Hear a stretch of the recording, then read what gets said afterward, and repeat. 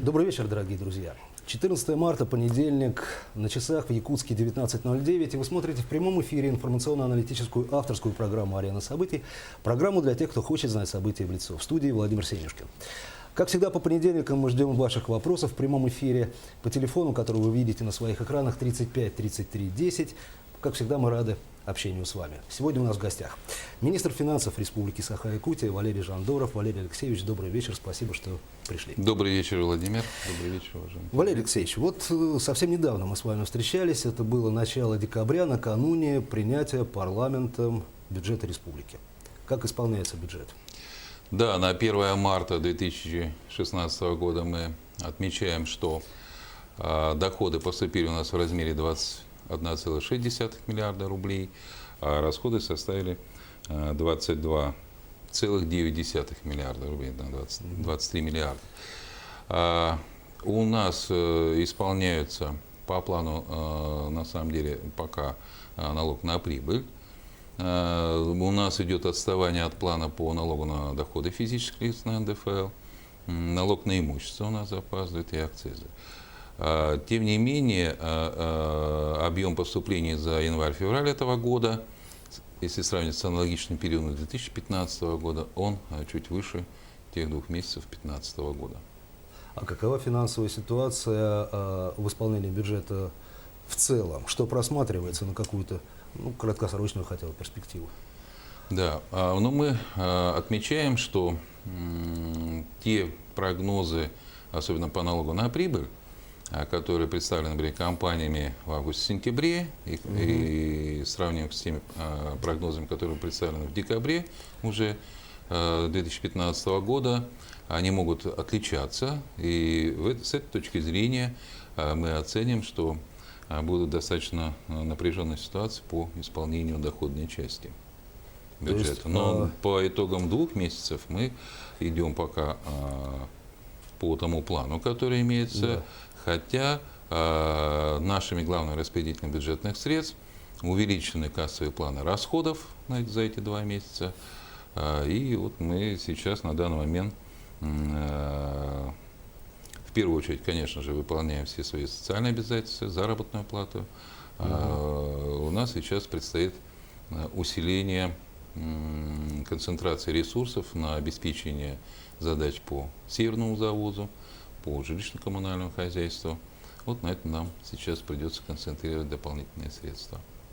Это понятно, это понятно.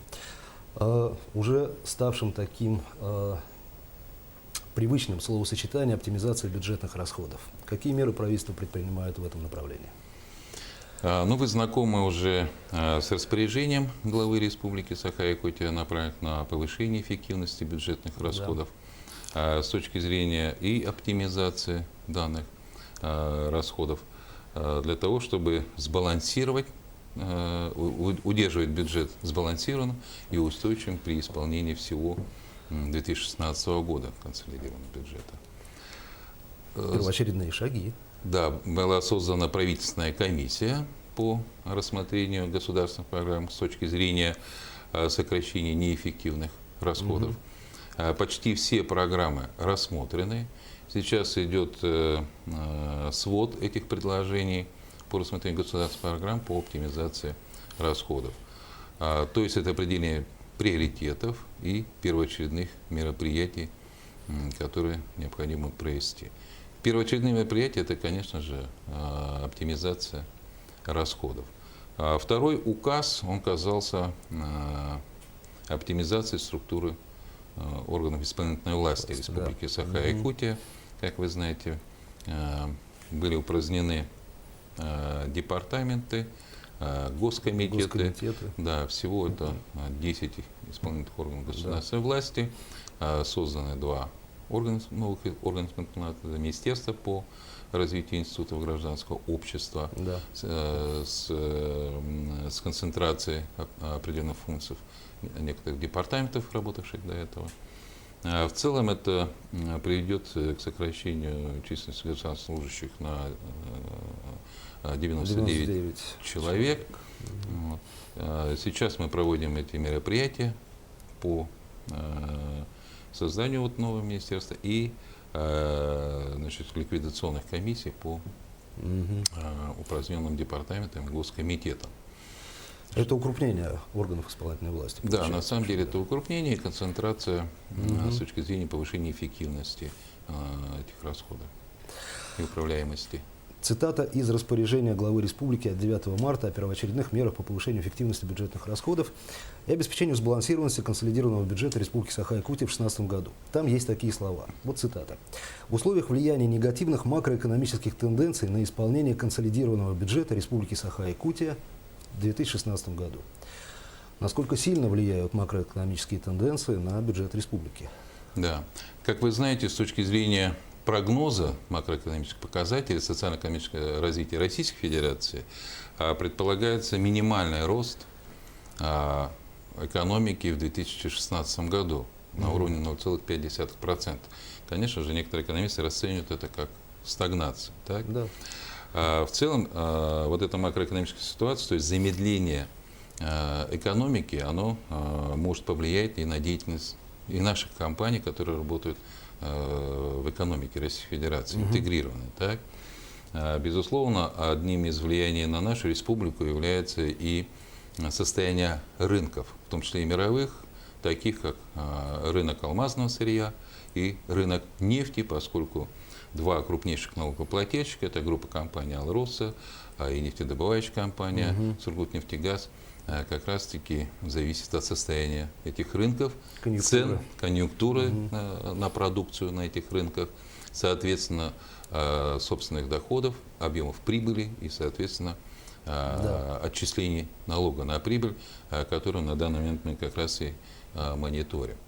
При существенных замедлениях и недостижении тех уровней прибыли, которые были запланированы при замедляющейся экономике, это может, конечно же, повлиять на наши доходы существенно, и, соответственно, требует мер по сбалансированности наших расходов в соответствии с ожидаемыми доходами в данных макроэкономических условиях. Да. Приостановление каких отдельных республиканских, межрегиональных и международных мероприятий, опять же, это из распоряжения, и переноса срока строительства каких объектов капитального строительства, собственно говоря, вот просматривается и коснется распоряжения главы в первую очередь. Да. С точки зрения текущих расходов, я уже говорил, что мы рассматривали все 34 государственных программы, так, и непрограммные расходы нашего государственного бюджета. Что касается перечня мероприятий, то по ним сейчас работа продолжается. И вы правильно сказали, по ним будут некоторые мероприятия будут приостановлены, по некоторым будут перенесены сроки, а в некоторых мы, наверное, сократим участие или, наверное, отложим участие в некоторых российских и международных форумах, исходя из приоритетности. Это по мероприятиям. Да. А что касается объектов капитального строительства, то, безусловно, в приоритете остаются, и в распоряжении это написано, это объекты, по которым мы получаем софинансирование из федерального бюджета, это необходимо поддерживать этот уровень, так? В том числе, конечно, это объемная программа переселения из аварийного и ветхого жилья. В жилищной сфере у нас тоже есть объемы софинансирования, так? По объектам, которым начато строительство в прошлый год и продолжается, вот, по ним также будут сохранены объемы. Будут рассматриваться с точки зрения приоритетов переноса сроков вновь ранее планируемых объектов, по которым намечалось, значит, строительство либо реконструкция, перенос сроков, возможно уменьшение стоимости на каких-то объектах проводимых работ, то есть с удлинением сроков реализации, с нагрузкой на текущий 2016 год. Ну вот сейчас мы говорим как раз употребляем такие глаголы, как приостановление и перенос. Интересная цитата, извините, если она там будет немножко длинная, из недавней, ну, в общем, достаточно такой программной статьи Сергея Алексашенко, экономиста. Когда экономика падает по причине сокращения внутреннего спроса, урезание госрасходов заставляет спрос падать еще сильнее. Поэтому классическое антикризисное решение в этой ситуации – наращивать дефицит бюджета. У России госдолг меньше 15% ВВП, то есть угрозы чрезмерной долговой зависимости нет. В этой ситуации экономику надо не загонять дальше в рецессию, а попытаться дать ей толчок. Ровно по такому пути пошли, например, США после кризиса 2008 года. Ну и по такому пути, он упоминает, не пошла Европа, например. Вот как вы относитесь к такой модели, к такому сценарию выхода из кризиса? Понятие дефицита, объем дефицита – это превышение расходов над доходами, имеющимися. Так? Вот эта разница расходов в виде дефицита, она финансируется, как правило, за счет двух источников. Это привлечение заимствований долговых кредитов, так? Займов на покрытие вот этих расходов, превышающих доходы, либо реализация имущества или приватизация какого-либо имущества. Это вот источники, которые могут финансировать данный дефицит бюджета, если мы, вот как предлагает Алексашенко, не будем сокращать расходы бюджета. Тогда возникает вторая альтернатива – это привлечение заимствований. Почему он и сравнивает, что долг Российской Федерации составляет 15% ВВП, ну, допустим, в отличие от тех же, как вы упоминаете, Соединенных Штатов, у которых превышает 100% валового внутреннего продукта, значит, порядка там, 16 триллионов долларов, такой же ВВП. Но в этой статье он упоминает, если долг долгосрочный. Это вот является одним существенным позиций. Если у вас заимствования на покрытие дефицита бюджета могут составлять до 30 лет, как это в развитых странах экономики, тогда вы можете рассчитать для себя запас прочности, надежности, кредитоспособности, платежеспособности на достаточно длительном горизонте. К сожалению, вот именно вот этого условия на данный момент пока в финансовой системе Российской Федерации отсутствуют возможности долгосрочных привлечения долгосрочного капитала в стране. Вот. Это вопрос долга. Это единственное существенное дополнение с вашей стороны к сценарию, скажем, к модели вот Алексашенко, который предлагает, или что-то еще? Почему? Потому что он тоже отмечал это условие.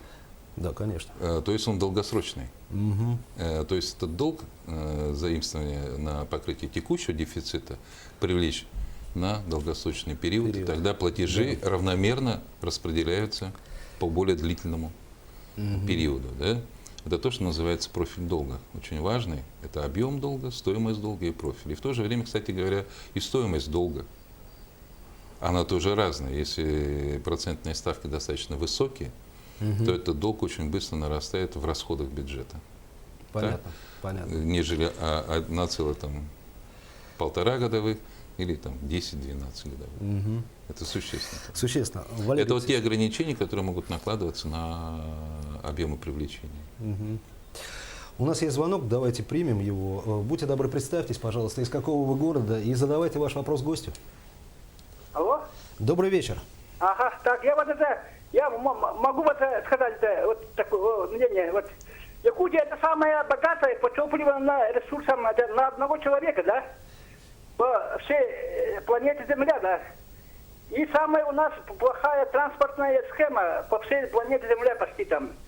И затраты на отопление, вот у нас самые большие затраты на отопление, 9 месяцев зима. Поэтому надо вот это сказать, это Организация Объединенных Наций, чтобы это мы очень больше отстоим от европейских стандартов по транспортной схеме и по отоплению, да. Вот надо вот сделать, чтобы это у нас были, потому что мы самые богатые вот, на одного человека по топливным ресурсам, надо делать, чтобы это бесплатно, чтобы мы обеспечены были. Чтобы это мы достигли европейского уровня в развитии, чтобы Якутия была. Спасибо за реплику. И можно ли, ну, наверное, из этого и вопрос понятен, да, его можно сформулировать. При таком богатстве, собственно говоря, когда мы будем развивать транспортную инфраструктуру и разовьем ее до тех масштабов, собственно говоря, вот чтобы не было таких реплик, и, соответственно, энергетическую. Да, безусловно. Когда мы говорим, что наша республика богата ресурсами, то мы точно должны понимать, что это то, что оценивается и лежит глубоко в недрах. Безусловно. А для того, чтобы вот эти оцененные богатства превратились в реальные значит, располагаемое благосостоянием, так, необходимо вложить огромнейший, колоссальный труд по добыче этих полезных ископаемых, их переработки, реализации и, соответственно, вырученные средства от этого уже направлять на развитие, более интенсивное развитие, в том числе и транспортной инфраструктуры, социально-экономическое Конечно, развитие. конечно. А это требует колоссальных инвестиций, в первую очередь.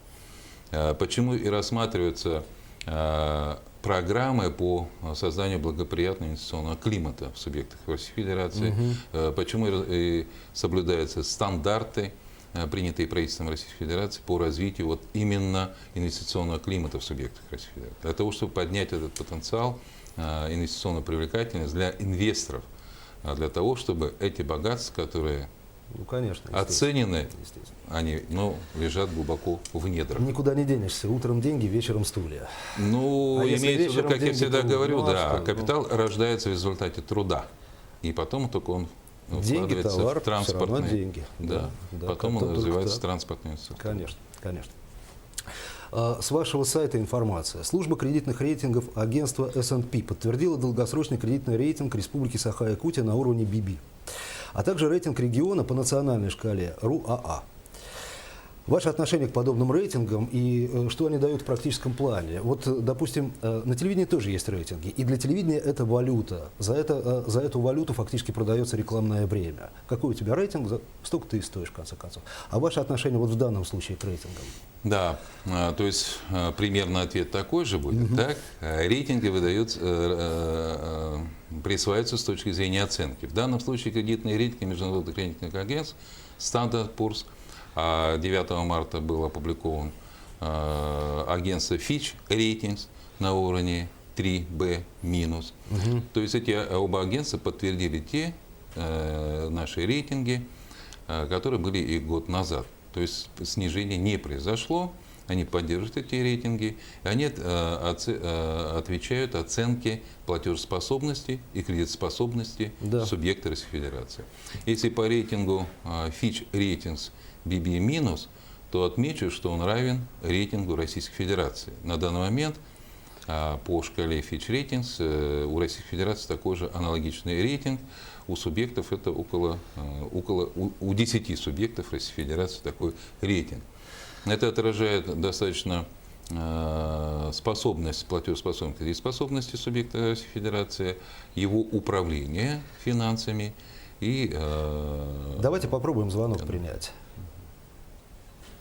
Нет, уже, наверное, не успеваем, очень мало времени остается. Да. Но с точки зрения рейтингов, да, понятно. и поэтому эти рейтинги как раз позволяют нам привлекать заимствования по более низкой ставке на более длительный срок. Да. И это точно так же помогает нашим республиканским предприятиям. Существенно. Это то, что называется как раз-таки создание инвестиционного климата. Валерий Александрович, буквально полминуты. Сайт ikt.ru. Министерство финансов разместило опрос населения, что бы вы хотели знать о бюджете республики. Пожалуйста, 2 слова. Что дал этот опрос? Да. Буквально 2 слова. Мы проводим опросы, ежеквартально будем проводить опросы в рамках открытости и прозрачности бюджета. На сайтах Министерства финансов Республики Саха-Якутия, там, где можно, кстати говоря, и увидеть все расходы. Первый вопрос, который вызывает интерес у наших граждан, это на какие виды расходов распределяются деньги. И как раз на сайте это и есть. Так? Все, значит, вот закончили на этом. Все остальные вопросы уже можно посмотреть на сайте и самому их задать. Я напоминаю, мы вынуждены заканчивать нашу программу. Я напоминаю, что в гостях у нас был министр финансов Республики Саха-Якутия Валерий Жандоров. Вопросы повезло нашему гостю задавать мне, Владимиру Сенюшкину. Это была «Арена событий». Программа для тех, кто хочет знать события в лицо. До свидания.